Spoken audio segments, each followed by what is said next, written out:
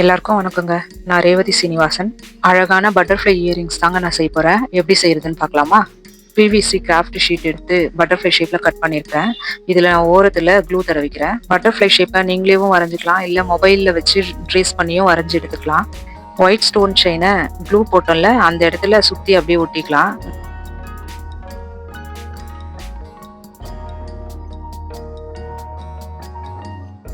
Outline ஃபுல்லா clue போட்டு இந்த மாதிரி ஒயிட் ஸ்டோன் செயினை ஃபுல்லா ஒட்டி எடுத்துக்கலாம்.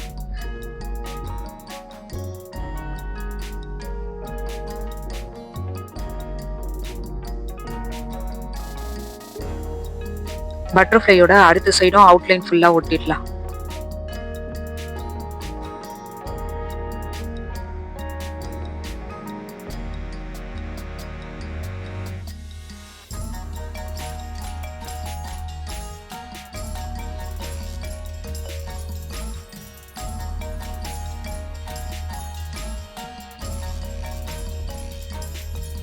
இந்த மாதிரி பெரிய சைஸ் கோல்டன் பீட் ஒன்று எடுத்திருக்கேன். இதை க்ளூ தடவிட்டு இந்த மாதிரி பாருங்க, பட்டர்ஃப்ளையோட நடுவில் தலைப்பகுதி இதை ஒட்டிடலாம்.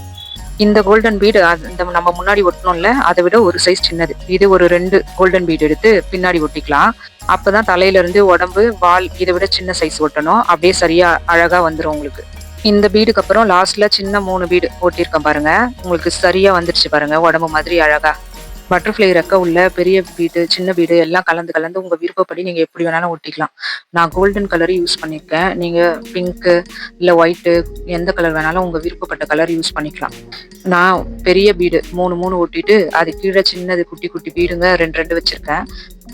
இப்போ அதே மாதிரி அந்த பக்கமும் ஒட்டிக்கிறேன். கீழையும் 2 சைட்லயும் அதே மாதிரி ஒட்டிக்கலாம்.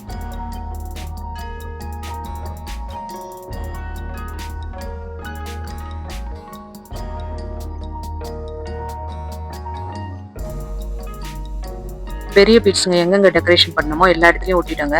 இப்போ உள்ள ஃபுல்லா க்ளூ ஸ்ப்ரெட் பண்ணிட்டேன். எல்லா இடத்துலையும் தடவி விட்டுடலாம். சுகர் பீட்ஸ் இல்லைங்க, சுகர் பீட்ஸை விட ஒரு சைஸ் பெருசு, ரொம்ப குட்டி கிடையாது. இதை அப்படியே உள்ள ஸ்ப்ரெட் பண்ணி விட்டுடலாம். ஸ்ப்ரெட் பண்ணதும் ஒரு விரல் வச்சு ஒரு தடவை அப்படி மெதுவாக அழுத்திட்டு எல்லாத்தையும் தட்டி விட்டுருங்க. அப்போ ஒட்டாத மீதி இருக்கிறதெல்லாம் கொட்டிடும்.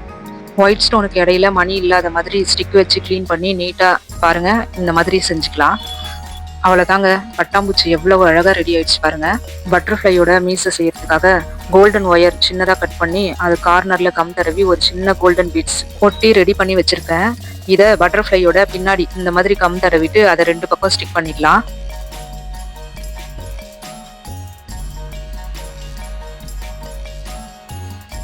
நான் இயரிங் செய்ய போறேன்றதுனால இயரிங் ஓப் மாட்டுறதுக்காக இந்த மாதிரி ரவுண்ட் பின்னு அதையும் நடுவில் ஸ்டிக் பண்ணிடுறேன். பட்டர்ஃப்ளை ரெடி பண்ணி வச்சிட்டிங்கன்னா போதுங்க. பென்டட் மாதிரி கூட போட்டுக்கலாம், இல்லைனா கிளிப்புக்கு நடுவில் ஒட்டி கிளிப்பாகவும் யூஸ் பண்ணலாம். ரொம்ப அழகாக இருக்குங்க. பின்னெல்லாம் ஒட்டியிருக்கோம், இதெல்லாம் மறைச்சி நீட்டாக இருக்கிறதுக்காக வேக்ஸ் ஸ்ட்ரிப்பு ஒட்டிக்கலாங்க. பட்டர்ஃப்ளையோட பேக் சைடு ஒட்டிட்டு ஷேப் பார்த்து கட் பண்ணி எடுத்துக்கலாங்க.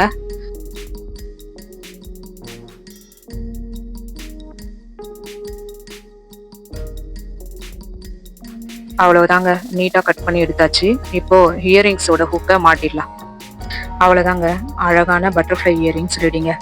நன்றிங்க. இந்த வீடியோ பிடிச்சிருந்தா நம்ம சேனலை சப்ஸ்கிரைப் பண்ணுங்கள், சப்போர்ட் பண்ணுங்கள். அடுத்த ஒரு அழகான கிராஃப்டோடு நான் உங்கள் எல்லாரையும் சந்திக்கிறேங்க.